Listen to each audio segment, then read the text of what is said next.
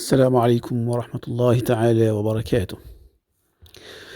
بسم الله الرحمن الرحيم. الحمد لله رب العالمين، والصلاة والسلام على أشرف المرسلين سيدنا وحبيبنا ومولانا محمد وعلى آله وصحبه أجمعين. سبحانك لا علم لنا إلا ما علمتنا إنك أنت العليم الحكيم. رب اشرح لي صدري ويسر لي أمري واحلل عقدة من لساني يفقه قولي. أما بعد، يقول الحق تبارك وتعالى في محكم كتابه الحكيم: أعوذ بالله من الشيطان الرجيم. قل فبفضل الله وبرحمته فبذلك فليفرحوا هو خير مما يجمعون. صدق الله العظيم. وقال أيضا: أعوذ بالله من الشيطان الرجيم: ولقد أرسلنا موسى بآياتنا أن أخرج قومك من الظلمات إلى النور وذكرهم بأيام الله إن في ذلك لآيات لكل صبار شكور. صدق الله العظيم. Le premier des versets que je viens de citer signifie précisément ceci.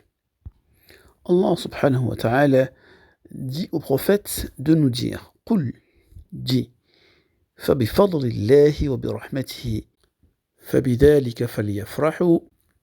Très clairement, Allah subhanahu wa ta'ala demande au prophète Mohammed sallallahu alayhi wa sallam de nous dire que nous devons manifester notre joie,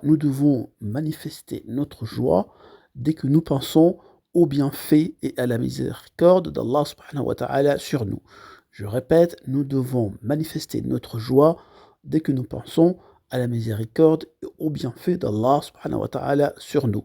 Je ne connais pas, en tant que musulman, meilleure miséricorde, plus grande miséricorde que l'envoi du prophète Mohammed sallallahu alayhi wa sallam comme rahmatan lil alamin. Le deuxième verset est issu de la sourate Ibrahim. Il est plus long que le précédent, c'est-à-dire ce deuxième verset un peu plus long, mais particulièrement je visais cette partie qui dit وَذَكِّرْهُمْ بِأَيَّامِ اللَّهِ. Rappelle-leur les jours d'Allah. Dieu dit qu'on doit nous rappeler les jours d'Allah. On doit entretenir auprès de nous et nous devons entretenir entre nous le souvenir des jours d'Allah. Les jours d'Allah, c'est lesquels? C'est les jours où Dieu a manifesté sur terre un des événements les plus marquants de son règne. C'est pour cette raison que nous devons nous réunir chaque fois que l'occasion se présente, et j'ai envie de dire que l'occasion se présente tout le temps, chaque jour, mais particulièrement le jour de la naissance du prophète Mohammed sallallahu alayhi wa sallam et le mois de sa naissance, nous devons entretenir entre nous le souvenir de ce jour-là. C'est un jour très important, c'est un des jours les plus importants de l'histoire de l'humanité, dans la mesure où c'est le jour où Allah subhanahu wa ta'ala nous a envoyé la plus grande miséricorde qu'il n'ait jamais envoyée à l'univers dans son intégralité. Continuons. Le calendrier musulman, c'est-à-dire le calendrier hégérien, fait courir depuis quelques jours le mois de Rabi' al-Awwal, troisième mois du calendrier islamique. Ce mois de Rabi' al-Awwal correspond, selon des sources concordantes et non contestées, au mois de naissance du prophète Mohammed sallallahu alayhi wa sallam, et plus précisément le 12 de ce mois. Donc le prophète est né, selon des sources bien concordantes, le 12 du mois de Rabi' al-Awwal. De ce fait, tous les musulmans de par le monde sont à pied d'œuvre pour fêter tout le long de ce mois la venue au monde de la personne qui est et restera l'être le plus important qu'Allah subhanahu wa ta'ala ait jamais créé. L'être qu'Allah subhanahu wa ta'ala a envoyé à l'univers dans son intégralité et pas seulement aux musulmans comme la bénédiction suprême. وَمَا أَرْسَلْنَاكَ إِلَّا رَحْمَةً لِلْعَالَمِينَ. Nous ne t'avons envoyé que comme étant une miséricorde pour tout l'univers. Oui, une miséricorde pour tout le monde, pour tout l'univers. C'est ainsi qu'Allah subhanahu wa ta'ala lui-même qualifie la mission qu'il a confié au prophète Mohammed sallallahu alayhi wa sallam. Allah subhanahu wa ta'ala dit: nous ne t'avons envoyé que pour être une miséricorde pour l'univers. Donc l'univers, c'est toute la création d'Allah. Tout ce que Dieu a créé, la terre et tout ce qu'elle recèle, l'espace dans toute son immensité, tout ce qui fait partie de la création de Allah subhanahu wa ta'ala et tout ce qui existe fait partie de sa création, et bien tout cela reçoit la miséricorde de Allah subhanahu wa ta'ala à travers la venue du prophète Mohammed sallallahu alayhi wa sallam. C'est pour cela que fêter sa venue au monde, fêter sa naissance, peut être considéré comme une activité recommandée pour ne pas dire plus.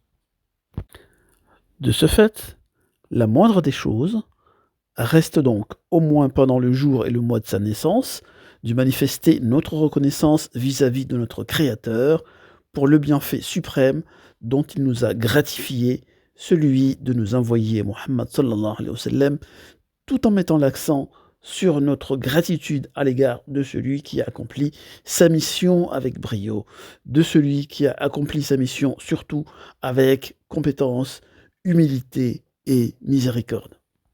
J'ai donc envie de dire que nous autres musulmans, nous ne célébrerons jamais assez la venue au monde du prophète sallallahu alayhi wa sallam. Nous devrions normalement fêter cette naissance chaque jour que Dieu fait, et donc, à plus forte raison, le jour et le mois de sa naissance. Je vais profiter de ce passage pour vous rapporter un important hadith du prophète Mohammed sallallahu alayhi wa sallam. Le hadith est le suivant. Des compagnons du prophète Mohammed sallallahu alayhi wa sallam, quand je dis des compagnons, cela veut dire qu'il ne s'agit pas de tous les compagnons, mais d'un certain nombre d'entre eux. Donc, des compagnons du prophète sallallahu alayhi wa sallam s'étaient réunis dans une place en train de parler. Voilà, de quoi parlait-il? La suite du hadith va nous le dire. Et pendant que ses compagnons continuaient leur réunion, le prophète Mohammed sallallahu alayhi wa sallam est resté tranquillement chez lui, jusqu'au moment où, soudain, il sort de sa maison. Le prophète donc sort de sa maison pour aller à la rencontre de ses compagnons en pleine réunion. Il leur demande: mais qu'est-ce que vous êtes en train de faire là? Pourquoi vous êtes réunis ici? Oui, que faites-vous tous réunis ici? Et les compagnons lui répondent: nous sommes ici, réunis, pour louer Allah subhanahu wa ta'ala, lui adresser toute notre reconnaissance pour nous avoir destiné l'islam comme religion et pour t'avoir envoyé toi à nous comme étant notre messager. Nous louons et remercions Allah subhanahu wa ta'ala pour nous avoir envoyé l'islam comme religion et pour avoir envoyé Muhammad sallallahu alayhi wa sallam comme étant notre messager. Donc nous sommes réunis ici pour glorifier Allah subhanahu wa ta'ala et pour parler de toi, Muhammad sallallahu alayhi wa sallam, comme étant notre sauveur suprême envoyé par Allah subhanahu wa ta'ala pour nous sauver, pour nous sortir de l'obscurité et nous ramener vers la lumière. Donc nous sommes ici pour parler de Allah subhanahu wa ta'ala et pour parler de toi, Muhammad sallallahu alayhi wa sallam.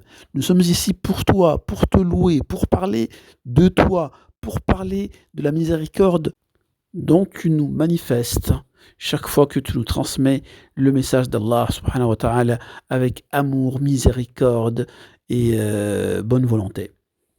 Tiens, voilà donc des compagnons réunis dans une place, comme nous le faisons lorsque nous célébrons la naissance du prophète Mohammed sallallahu alayhi wa sallam. Donc des compagnons du prophète sallallahu alayhi wa sallam qui font une hafla, une espèce de fête, de réunion, parce que hafla, ça veut dire avant tout réunion dans la langue arabe, donc qui organisent une réunion pour parler du prophète sallallahu alayhi wa sallam, pour le louer et pour remercier Allah subhanahu wa ta'ala pour le bienfait de nous l'avoir adressé comme messager. Allahumma salli wa sallim wa barak ala sayyidina Muhammad. Alors, si ça, ce n'est pas une preuve que se réunir pour le prophète sallallahu alayhi wa sallam, pour parler du prophète sallallahu alayhi wa sallam et pour remercier Allah pour sa venue, donc si ça, c'est pas une preuve que al-ihtifal bi mawlid nabi sallallahu alayhi wa sallam est une sunnat recommandée, alors je ne sais pas ce qu'il va nous falloir comme preuve. Mais continuons, parce que le hadith n'est pas terminé. Continuons. Après avoir entendu, écouté les explications des compagnons, le prophète Mohammed sallallahu alayhi wa sallam, qu'est-ce qu'il dit? Est-ce qu'il dit, allez, dispersez-vous, sortez de là, je ne veux pas vous voir, vous asseoir en groupe et parler de moi? Non, il n'a pas dit ça. Qu'est-ce qu'il a dit? Il a dit, je vous félicite. Je vous félicite. Le prophète Mohammed sallallahu alayhi wa sallam félicite ses compagnons pour la réunion qu'ils ont organisée pour remercier Allah subhanahu wa ta'ala et pour parler du prophète Mohammed sallallahu alayhi wa sallam. Le louer et parler de ses bienfaits. Donc le prophète Mohammed sallallahu alayhi wa sallam dit, je vous félicite car Allah subhanahu wa ta'ala vient de dépêcher Jibril alayhi salam, est envoyé par Dieu pour me dire ceci. Allah subhanahu wa ta'ala est en train de se vanter de vous, mes compagnons, auprès des anges. Allah subhanahu wa ta'ala a envoyé Jibril pour me dire cela. Allah se vante auprès des anges, exprime sa fierté auprès des anges pour votre réunion, la réunion que vous êtes en train de faire. Allah subhanahu wa ta'ala a envoyé Jibril pour me dire, voilà, Dieu est très très fier de vous, très content de vous, à tel point qu'il est en train de se glorifier et de se vanter auprès des anges pour la réunion que vous faites ici, en train de parler d'Allah subhanahu wa ta'ala et de louer et de parler, de dire du bien du prophète Mohammed sallallahu alayhi wa sallam. Allah est très content de vous, très fier de vous. Il se vante même auprès des anges pour la réunion que vous faites ici, pour votre hafla ici. La ilaha illallah Muhammad Rasulullah. Écoutez très bien ce hadith. Et retenez-le. Chaque fois qu'on vous demande une preuve de la recommandation de fêter et de célébrer Mohammed sallallahu alayhi wa sallam, vous donnerez ce hadith. Et vous donnerez aussi, bien sûr, les deux versets que j'ai donnés précédemment, issus des deux sourates, Yunus et Ibrahim. Et bien voilà, des compagnons du prophète Mohammed sallallahu alayhi wa sallam qui se réunissent pour faire un maoulid. Voilà, tout simplement. Ils parlent du prophète, ils louent le prophète, ils parlent des bienfaits du prophète sur l'univers tout entier. Voilà, c'est un maoulid comme on en fait partout dans le monde musulman, sauf bien sûr dans le pays que vous connaissez, hein, que je ne vais pas citer, mais aussi dans tous les pays qu'il a réussi à endoctriner en imposant un point de vue qui n'a aucun fondement. Contre vents et marées, ils veulent interdire la célébration de la naissance du prophète sallallahu alayhi wa sallam, alors que les preuves sont légion, c'est-à-dire sont nombreuses, que la célébration de la naissance du prophète Mohammed sallallahu alayhi wa sallam est une sunnat très très recommandée. Et oui, et comme je l'ai dit au tout début, Allah subhanahu wa ta'ala lui-même nous encourage, je dirais même nous oblige à exprimer notre joie, donc à fêter les grâces nombreuses dont Allah subhanahu wa ta'ala nous gratifie tous les jours. Dieu nous demande de manifester notre joie, donc de fêter vis-à-vis des actes de miséricorde, de bonne grâce que Allah subhanahu wa ta'ala nous accorde quotidiennement sans que nous les ayons mérités. Alors moi-même qui vous parle, qu'ai-je fait? C'est-à-dire, qu'est-ce que j'ai fait qui m'a valu l'immense bonheur, l'immense honneur de faire partie de la Ummah du prophète Mohammed sallallahu alayhi wa sallam. Qu'est-ce que j'ai fait pour mériter cela? Rien. Donc, à chaque fois que je penserai au prophète Mohammed sallallahu alayhi wa sallam, chaque fois que viendra le mois et le jour de sa naissance, je prie Allah subhanahu wa ta'ala pour me donner le courage et la force de célébrer ces jours-là, ces dates-là. Amin, ya Rabbal Alamin. Donc, comme je vous l'ai dit, retenez très bien ce hadith. Il est très important.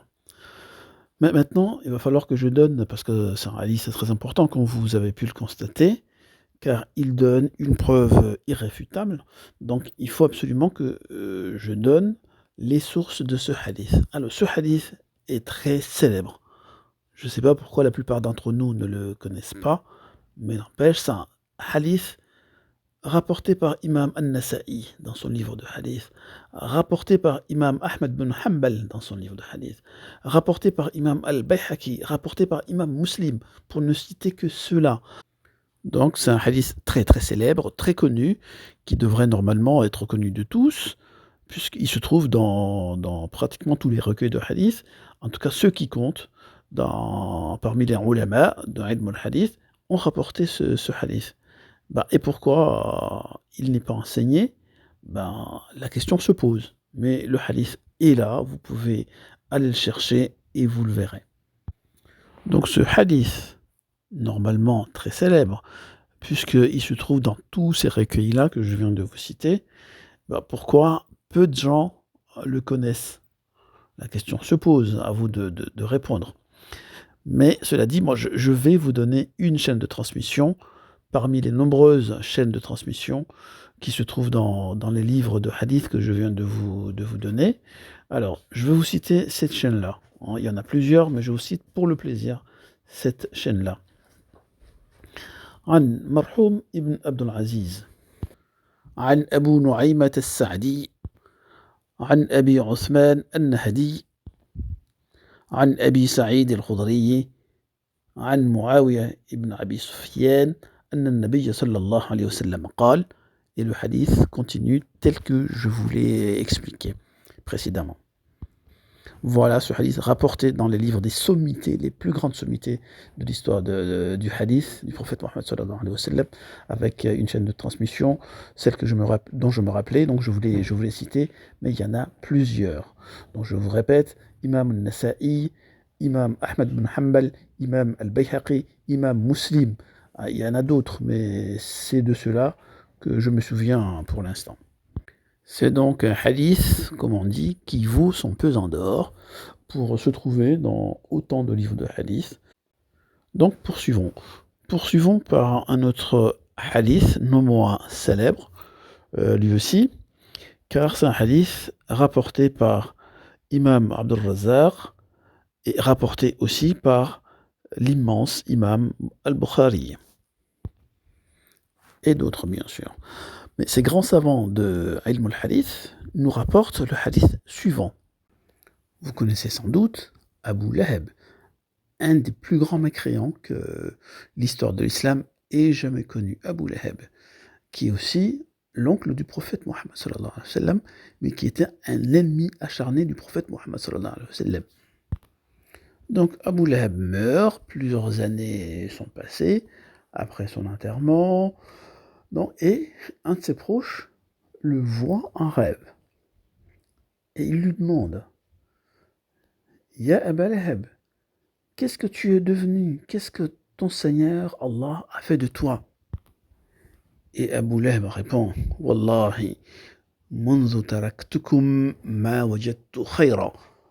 Depuis que je vous ai laissé, c'est-à-dire depuis que je suis mort, je n'ai trouvé aucune miséricorde auprès d'Allah subhanahu wa ta'ala. Depuis ma mort, je souffre le martyre, je souffre, je n'arrête pas de souffrir.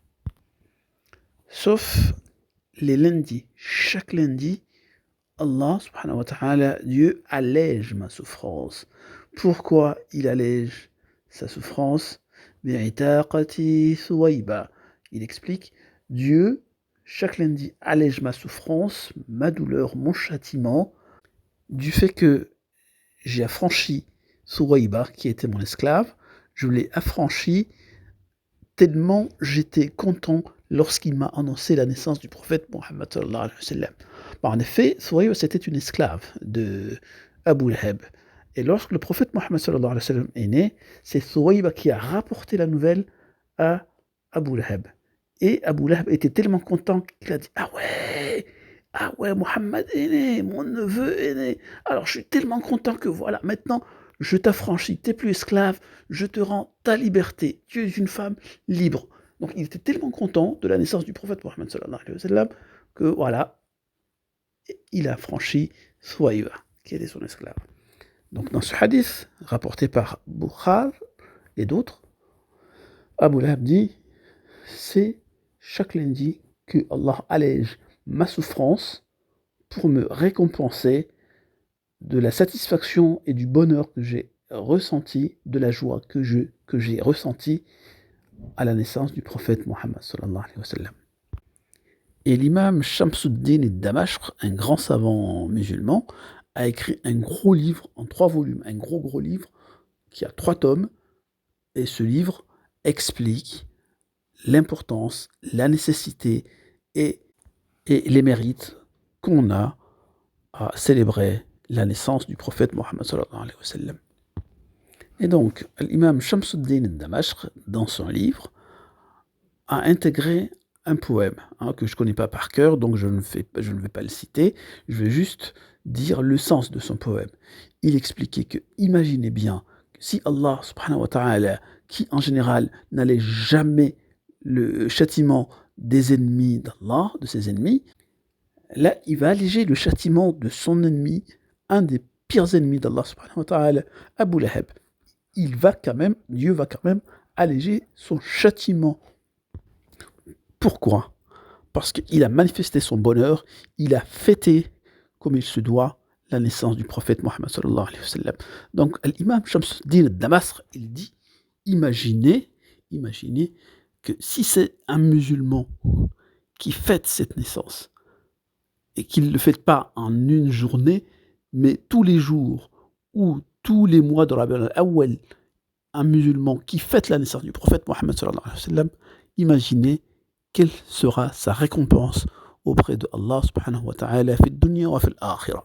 Autrement dit, si Allah subhanahu wa ta'ala, sans hésitation, allège le châtiment de Abu Lahab, un de ses pires ennemis, mais il allège son châtiment tous les lundis parce que Abu Lahab était content et a fêté, a manifesté sa joie à l'occasion de la naissance du prophète Mohammed sallallahu alayhi wa sallam. Si Dieu a accordé cette faveur à son ennemi, imaginez le cas d'un musulman, si un musulman qui croit en Allah subhanahu wa ta'ala, qui croit au prophète Mohammed sallallahu alayhi wa sallam, qui n'est pas l'ennemi de Mohammed sallallahu alayhi wa sallam, comme Abu Lahab l'a été, ennemi du prophète Mohammed sallallahu alayhi wa sallam, un musulman qui aime le prophète, célèbre la naissance du prophète, est-ce que Allah subhanahu wa ta'ala va dire à ce musulman, il va l'enchaîner, il va lui dire, voilà, tiens, viens, tu vas en enfer, parce que tu as célébré la naissance du prophète Mohammed sallallahu alayhi wa sallam,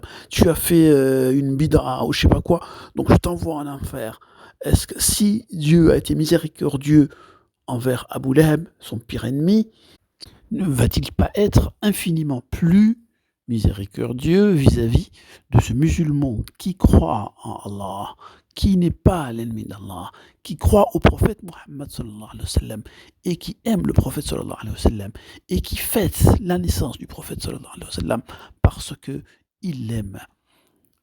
Est-ce que le traitement de faveur accordé à l'ennemi d'Allah subhanahu wa ta'ala, Abu Lahab, ce traitement de faveur, est-ce qu'il va être privé aux musulmans qui aiment Allah subhanahu wa ta'ala, qui aiment le prophète alayhi salatu wassalam, qui l'aiment tellement que tous les jours et tous les mois de la naissance du prophète Mohammed sallallahu alayhi wa sallam et tous les jours de la naissance du prophète sallallahu alayhi wa sallam, le musulman qui aime Mohammed sallallahu alayhi wa sallam et qui célèbre, qui fête sa naissance parce qu'il est heureux, parce qu'il est content que cet être ait été envoyé à l'univers, est-ce que Dieu va priver à cette personne-là, à ce musulman-là, à ce croyant-là, ce qu'il a accordé à son pire ennemi?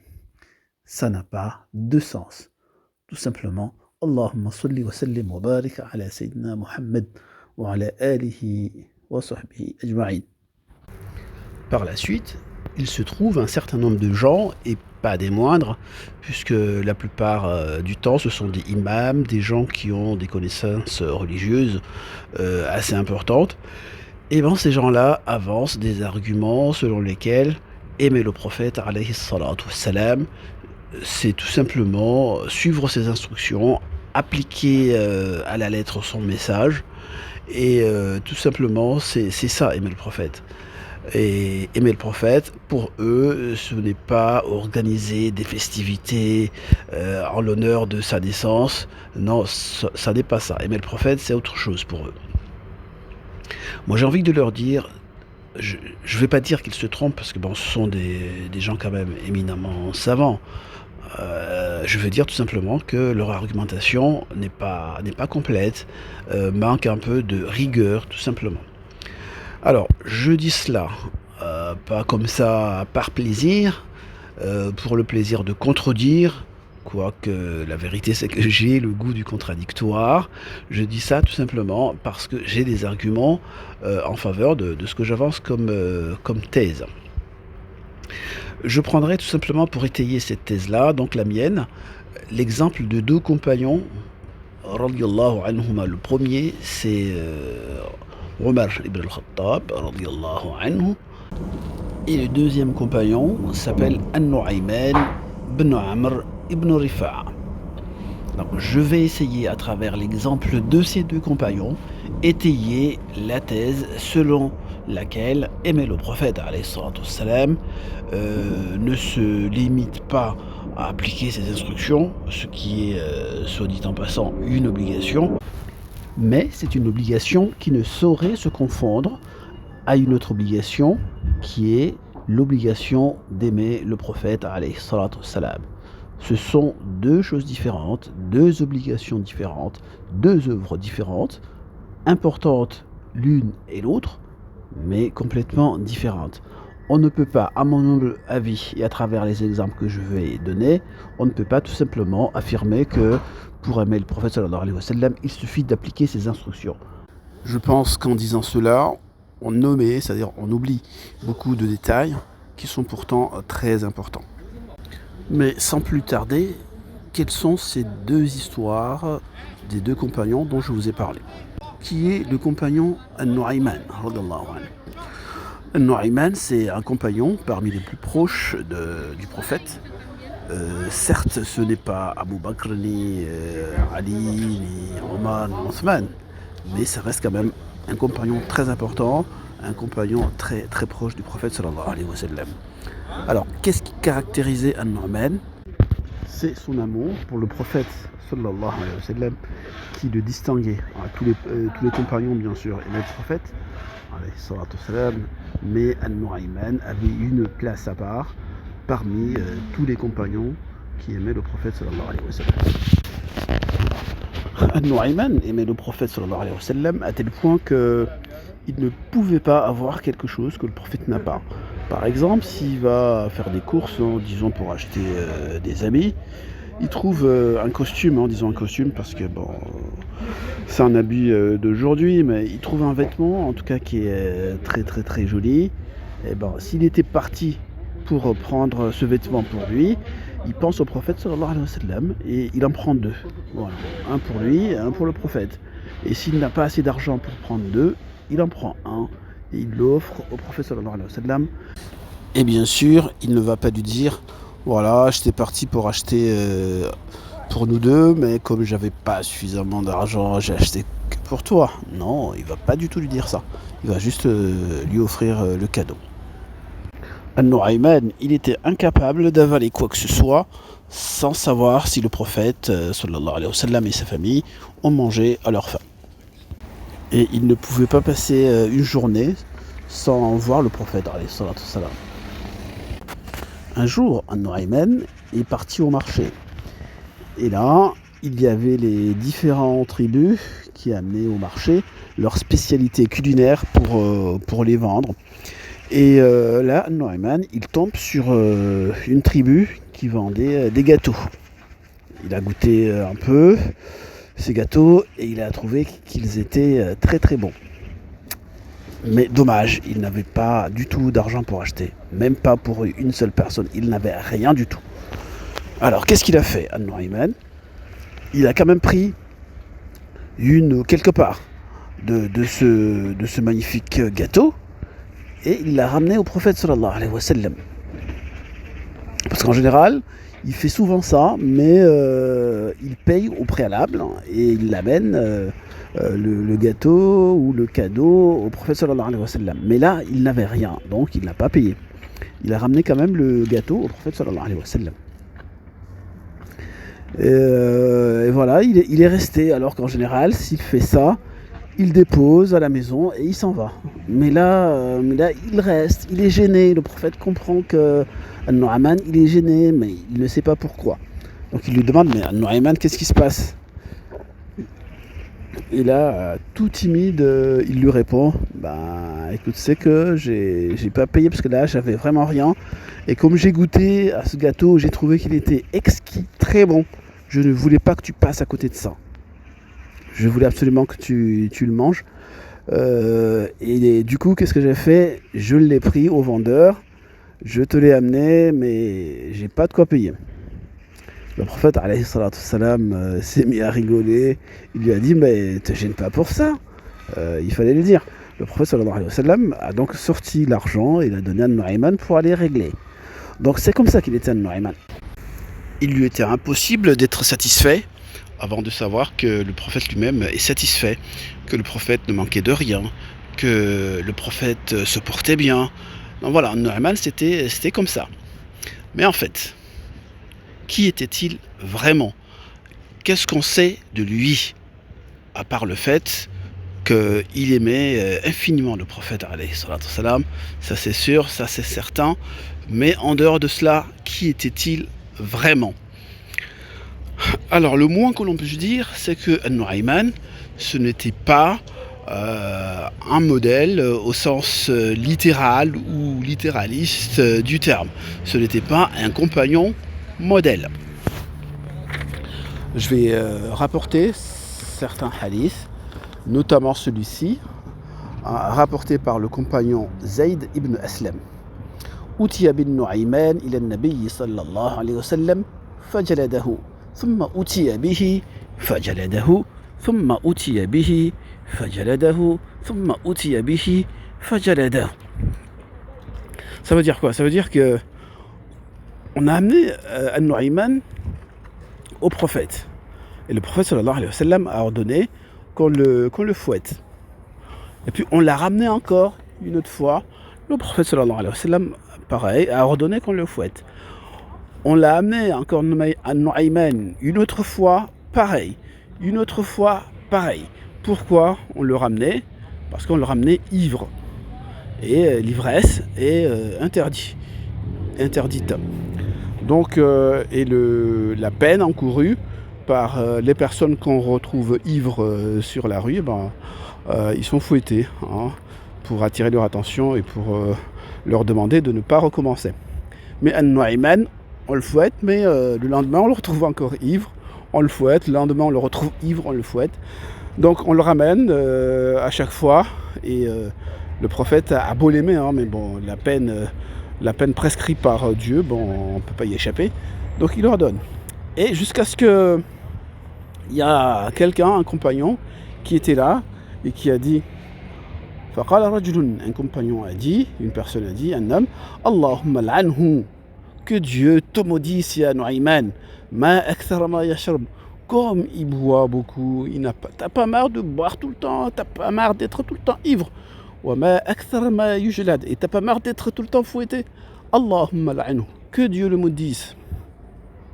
C'est la personne qui était là qui disait. فقال النبي صلى الله عليه وسلم, le prophète sallallahu alayhi wa sallam dit, لا تلعنه فإنه يحب الله ورسوله لا تلعنه فإنه يحب الله ورسوله. Il dit, attention à ce que tu dis, ne maudis pas An-Nu'ayman, car c'est quelqu'un qui aime Allah et qui aime Rasulallah. Donc tu n'as pas le droit de le maudire, c'est pas n'importe qui. Innahu yuhibbu Allah wa rasulah. Ne maudis pas An-Nu'ayman, car c'est quelqu'un qui aime Dieu et son Nabi sallallahu alayhi wa sallam. Normalement, ce hadith suffit pour faire la démonstration que je veux établir, mais pour le plaisir, je vais encore raconter quelques histoires de An-Nu'ayman, parce que c'est quelqu'un qui a beaucoup d'histoires. Alors, je vous ai raconté l'histoire du gâteau délicieux qu'il n'a pas pu s'empêcher d'apporter au prophète sallallahu alayhi wa sallam et de lui offrir comme cadeau alors qu'il n'avait rien. Je vais vous raconter encore une histoire rapportée par Salama. Alors, Salama raconte et rapporte cette histoire de An-Nu'ayman qui a purement et simplement vendu une personne libre comme esclave et il a empoché le prix. Ben voilà, tout simplement, purement et simplement. Alors, que s'est-il passé? Abu Bakr as-Siddiq anhu est parti en voyage d'affaires avec une personne qui s'appelle un salarié à lui, hein, c'était un homme libre, hein, c'était pas un esclave, un salarié à lui, qui s'appelle Suwaybit ibn Marhala. Suwaybit ibn Marhala. Et en leur compagnie, notre ami An-Nu'ayman. Tous les trois, ils sont partis dans ce voyage d'affaires. Que s'est-il passé? À un certain moment, arrivé à un certain endroit, Abu Bakr s'est un peu absenté. Et An-Nu'ayman interpelle son ami Suwaybit ibn Marhala. Il lui dit, bon, donne-moi quelque chose à manger parce que j'ai faim. Et Suwaybit refuse. Il dit non, il faut attendre que Abu Bakr revienne. Comme ça, on va manger ensemble. C'était ça l'idée, je crois. Mais ça n'a pas plu à An-Nu'ayman. Et qu'est-ce qu'il a fait? Il est parti voir un autre groupe, une autre caravane qui est à côté. Et il leur dit est-ce que vous voyez le jeune homme qui est là, à côté là? Oui, on le voit. Ça, c'est mon esclave. D'accord? C'est mon esclave. Mais je n'en veux plus. Je veux le vendre. Donc, je veux le vendre. Donc, vous allez me donner 12 chameaux, 10 chameaux, et vous le prenez. Il est à vous. Mais attention, hein, s'il vient ici, vous lui dites, ouais, est-ce que tu es l'esclave de An-Nu'ayman? Il va dire, non, non, non, mais en fait, c'est pas vrai, c'est mon esclave. Et effectivement, cette personne-là, Suwaybit, vient voir la caravane et les gens de la caravane l'attrapent et ils le ligotent. Hein, et ils l'attachent à un arbre comme un animal. Voilà. Donc il lui dit bah, qu'est-ce qui se passe? Pourquoi vous faites ça? Enfin, c'est ton maître t'a vendu auprès de nous. On lui a donné 10 chameaux et en échange de ta personne. Elle dit non mais c'est pas vrai, je suis pas son esclave. Ils se sont mis à rigoler. Ah voilà, c'est ça, c'est ce qu'il nous a dit. Il nous a dit que tu vas jamais reconnaître que tu es son esclave. Bah, et ça s'est passé comme ça. Jusqu'à ce que Abu Bakr revienne et trouve cette situation. Il trouve que un homme libre, Suwaybit, a été vendu comme esclave par An-Nu'ayman contre 10 chameaux. Voilà. Et il pose la question aux gens de la caravane qui ont prétendument, soi-disant, acheté Suwaybit. Et il lui raconte l'histoire. Il dit voilà, c'est An-Nu'ayman qui nous a vendu son esclave. Abu Bakr Siddiq dit mais non, jamais de la vie. Ce n'est pas son esclave. C'est l'esclave de personne, c'est un homme libre. Donc Abu Bakr détache Suwaybit, le prend et rend les 10 chameaux aux autres. Ils font leur voyage d'affaires, ils reviennent. Et Abu Bakr Siddiq, très fâché, très énervé, s'adresse au prophète sallallahu alayhi wa sallam. Il lui raconte l'histoire. Il dit au prophète ya Rasulallah, est-ce que tu sais ce que An-Nu'ayman il a fait? Hein, il a prétendu que Suwaybit ibn Marhala était son esclave. Il l'a même vendu à des caravaniers qui étaient de passage. Et si je n'étais pas arrivé à temps, ils auraient amené Suwaybit comme étant leur esclave. Ben voilà ce que An-Nu'ayman a fait. Donc Abu Bakr, très remonté, raconte cette histoire au prophète sallallahu alayhi wa sallam. Et le prophète, d'un ton très amène, très amical, s'adresse avec le sourire à An-Nu'ayman. Il dit An-Nu'ayman, arrête tes bêtises, hein, là ça suffit, hein, là t'es allé trop loin. Donc le prophète alayhi salam s'adresse à An-Nu'ayman avec un ton beaucoup plus clément que s'il s'adressait à son propre enfant ou à quelqu'un, à un enfant de 5 ans, 6 ans. Voilà, il lui dit ça se fait pas ce que tu as fait, attention, ne recommence plus. Donc, voilà à quel point le prophète sallallahu alayhi wa sallam aimait An-Nu'ayman, parce que il savait très bien que An-Nu'ayman l'aimait et aimait Allah subhanahu wa ta'ala. Et pourtant, An-Nu'ayman, ce n'était pas la preuve avec toutes ces histoires que je vous raconte de lui, ce n'était pas quelqu'un de modèle, mais le fond de son cœur était bon. Quelqu'un qui aime à ce point le prophète Mohammed sallallahu alayhi wa sallam, c'est quelqu'un de bon. Même si c'est quelqu'un qui a une dépendance à l'alcool, même si c'est quelqu'un qui fait des bêtises à droite et à gauche, mais à partir du moment où il aime sincèrement le prophète Mohammed sallallahu alayhi wa sallam, ça suffit pour que le prophète alayhi salam l'aime en retour. Allez, une dernière histoire pour la route concernant An-Nu'ayman, c'est l'histoire du bédouin et de son chameau. Un bédouin est venu de sa campagne natale pour rendre visite au prophète Mohammed sallallahu alayhi wa sallam, pour que ce dernier lui apprenne un peu l'islam, la religion. C'était au moment de la prière de As-Subh. Donc ils rentrent dans la mosquée, ils font la prière. Il y a certains compagnons qui sont sortis un peu plus tôt, ils ont vu le chameau. Qu'est-ce qu'ils ont fait? Ils ont dit, ah, ce chameau-là, comme on aimerait manger de la viande. Ils ont dit à An-Nu'ayman, prends ce chameau, égorge-le, on va le manger. Et An-Nu'ayman prend un couteau, égorge le chameau du bédouin, c'était sa monture en plus. Égorge le chameau et voilà, il distribue la viande au prophète sallallahu alayhi wa sallam et aux gens qui étaient là et à lui-même. Voilà. Et le prophète a fini d'apprendre quelques notions de la religion au bédouin. Le bédouin sort de la mosquée et qu'est-ce qu'il voit? Son chameau est absent.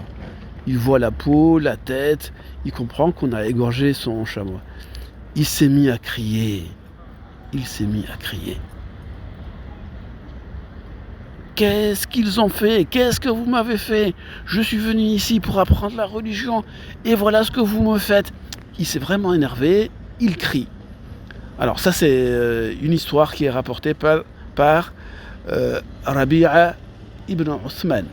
C'est le compagnon qui rapporte cette histoire. Donc le prophète entend ce bédouin qui crie, qui hurle. Il sort de la mosquée. Il demande, mais qu'est-ce qui se passe ici? Et le bédouin lui explique que voilà, donc j'ai amené mon chameau, c'était ma monture, je l'ai attaché ici, dans la cour de la mosquée, et voilà, je sors de la mosquée et je vois qu'ils ont égorgé mon chameau, tout simplement. Et le prophète s'est mis en colère, vraiment. Il demande, mais qui c'est qui a fait ça? Qui vous a demandé de faire ça?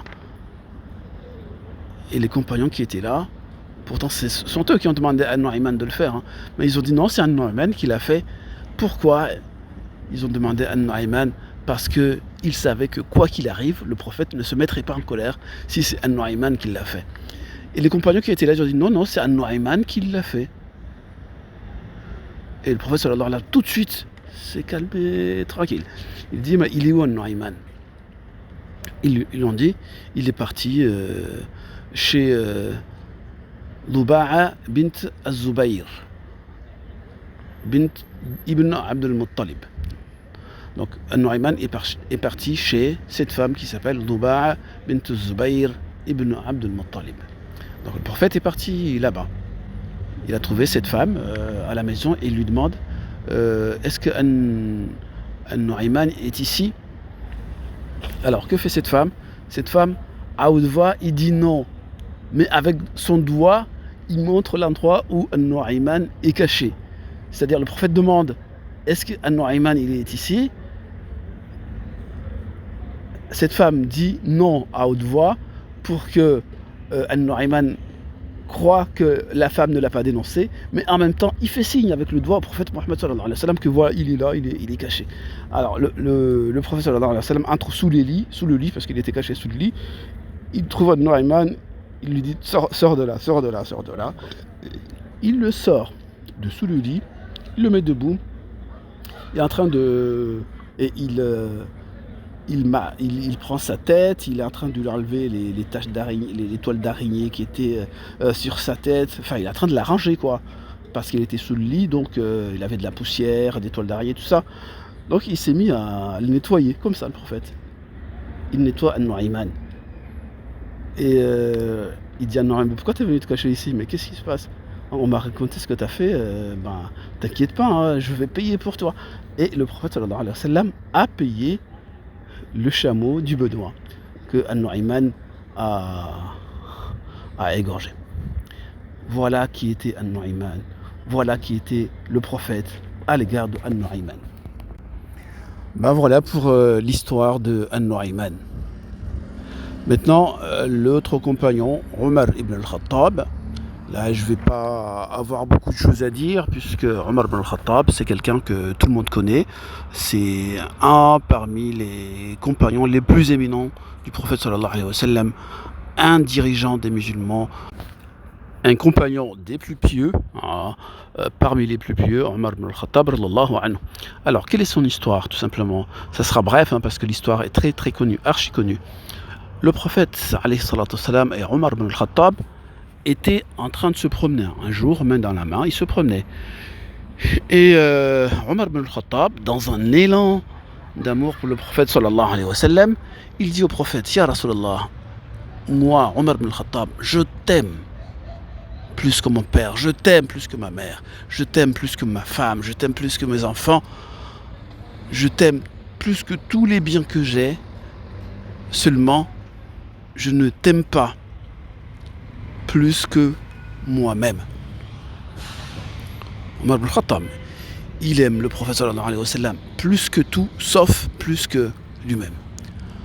Le prophète alayhi salatu wassalam, qu'est-ce qu'il lui dit? Il lui dit, là, le compte n'y est pas, mon cher, le compte n'y est pas. Ta foi n'est pas encore complète tant que tu n'aimeras pas le prophète sallallahu alayhi wa sallam plus que tout au monde, plus que tout ce que tu as cité, ta famille, tes biens, mais ta propre personne. Pour avoir une foi complète, c'est ça, il faut aimer le prophète alayhi salatu wassalam plus que tout, y compris plus que sa propre personne. Omar ibn al-Khattab est interloqué sur le champ, il ne sait pas quoi dire, il est troublé. Donc voilà Omar ibn al-Khattab, un compagnon des plus éminents, des plus émérites, un pieux parmi les pieux. Et An-Nabi sallallahu alayhi wa sallam lui dit, non, ta foi n'est pas complète. Le compte n'y est pas en matière de foi tant que tu ne m'aimes pas, tant que tu n'aimes pas le prophète de Dieu plus que toi-même. Le compte n'y est pas. Alors Omar radiyallahu anhu, alors je ne sais pas si c'est sur le champ ou après quelques temps, s'il a pris un temps de réflexion avant de revenir au prophète, ou si il lui a répondu tout de suite. Mais quoi qu'il arrive, la suite de l'histoire, c'est que Omar ibn al-Khattab est revenu au prophète alayhi salatu wassalam, et lui dit, voilà, ça y est maintenant, ma foi est complète, Inch'Allah, je l'espère, car maintenant, je me suis rendu compte que je t'aime plus que ma propre personne, plus que ma famille, plus que mes biens, plus que tout ce qui existe en fait. Hein, tu es la personne que j'aime le plus au monde. Voilà. Donc voilà maintenant l'état et la nature de mon amour envers le prophète sallallahu alayhi wa sallam. Et à ce moment-là, uniquement à ce moment-là, le prophète sallallahu alayhi wa sallam lui dit, là c'est bon, ta foi est complète. Maintenant que tu aimes le prophète sallallahu alayhi wa sallam plus que tout ce qui existe, y compris ta propre personne, là, la foi, ta foi est complète. Maintenant, tu peux affirmer, ça c'est moi qui commente comme ça, maintenant tu peux affirmer que ta foi est complète à partir du moment où tu aimes le prophète sallallahu alayhi wa sallam plus que ta propre personne. Alors maintenant revenons à la situation de départ, c'est-à-dire la thèse des gens qui affirment que suivre les instructions du prophète, suivre ses enseignements suffit à faire de quelqu'un une personne qui aime le prophète sallallahu alayhi wa sallam. Alors je vous disais que les deux exemples que je vais donner vont démentir cette affirmation. Et ben voilà, nous avons un compagnon accro à l'alcool qui fait énormément de bêtises, qui vend des hommes libres, qui fait un peu n'importe quoi. Mais ce dont on est sûr, c'est qu'il aime le prophète sallallahu alayhi wa sallam. C'est un compagnon, on va dire, indélicat. Il y a beaucoup d'histoires concernant An-Nu'ayman que je n'ai pas raconté. Par exemple, je n'ai pas raconté que An-Nu'ayman a fait uriner quelqu'un dans la mosquée. Ah. An-Nu'ayman a fait uriner quelqu'un dans la mosquée. An-Nu'ayman a fait tabasser Othman ibn Affan alors qu'il était en pleine prière. Alors, ça c'est des histoires incroyables. Mais An-Nu'ayman avait le cœur bon. Il n'était pas modèle, il ne suivait pas les instructions du prophète sallallahu alayhi wa sallam à la lettre. Hein. Il avait des déviances, mais son cœur était bon parce qu'il aimait le prophète sallallahu alayhi wa sallam. Donc le prophète lui a donné une sorte de satisfecit en lui disant An-Nu'ayman, c'est quelqu'un de bon. Même les gens qui le maudissaient parce qu'ils voulaient le maudire parce qu'il buvait de l'alcool, le prophète a dit non, attention, ne faites pas ça, ne maudissez pas An-Nu'ayman, c'est quelqu'un de bien, c'est quelqu'un qui aime Allah subhanahu wa ta'ala et c'est quelqu'un qui aime le prophète alayhi salatu wassalam. D'autre part, Omar radiallahu anhu, Omar ibn al-Khattab, wa ma adraka ma Omar. Tu sais très bien qui est Omar. Vous savez qui est Omar. Personne n'ignore la piété, l'intégrité, la proximité d'Omar vis-à-vis d'Allah subhanahu wa ta'ala. Personne n'ignore ça. Pour suivre les instructions du prophète, il n'y avait pas mieux que Omar ibn al-Khattab. Et pourtant, le prophète alayhi salatu wassalam lui a dit non, ta foi n'est pas complète. Jusqu'à ce qu'Omar revienne et dise au prophète alayhi salatu wassalam, maintenant c'est bon, j'ai bien réfléchi introspectivement par rapport à ma propre personne et maintenant j'ai compris que non seulement je t'aime plus que ma famille, plus que les biens que j'ai, mais je t'aime également plus que ma propre personne, donc plus que tout ce qui existe. Et c'est seulement à ce moment-là que le prophète alayhi salatu wassalam donne un satisfecit 2 fois à Omar ibn al-Khattab. Voilà de quoi prouver définitivement que suivre les instructions de An-Nabi sallallahu alayhi wa sallam, suivre ses enseignements, c'est vraiment une attitude très importante, hautement important, obligatoire, exigée, mais cela ne fait pas de quelqu'un qui aime le prophète sallallahu alayhi wa sallam. Aimer le prophète sallallahu alayhi wa sallam, c'est une chose différente de suivre ses instructions. Les deux exemples de An-Nu'ayman et de Omar tendent à le prouver. Donc j'espère que la démonstration maintenant est faite, que aimer le prophète sallallahu alayhi wa sallam, c'est quelque chose de très important et que ça n'a rien à voir avec suivre ses instructions et ses enseignements, ce qui est obligatoire, mais c'est une chose différente. Donc la nature et l'essence de la fête de la naissance du prophète sallallahu alayhi wa sallam, c'est essayer de prouver un tout petit peu à Allah subhanahu wa ta'ala que nous aimons le prophète ou nous aimerions l'aimer comme il se doit. Donc c'est une façon pour nous de prouver à Allah subhanahu wa ta'ala et au prophète sallallahu alayhi wa sallam, puisqu'il nous entend quand nous disons Allahumma salli ala sayyidina Muhammad, lui prouver que ya Rasulallah, nous aussi on t'aime. اللهم اجعلنا من الذين يحبون الله ورسوله اللهم اجعلنا من الذين يحبون الله ورسوله اللهم اجعلنا من الذين يحبون الله ورسوله واجعلنا من الذين يحبهم الله ورسوله اللهم اجعلنا من الذين يحبهم الله ورسوله اللهم اجعلنا من الذين يحبهم الله ورسوله اللهم آمين اللهم آمين اللهم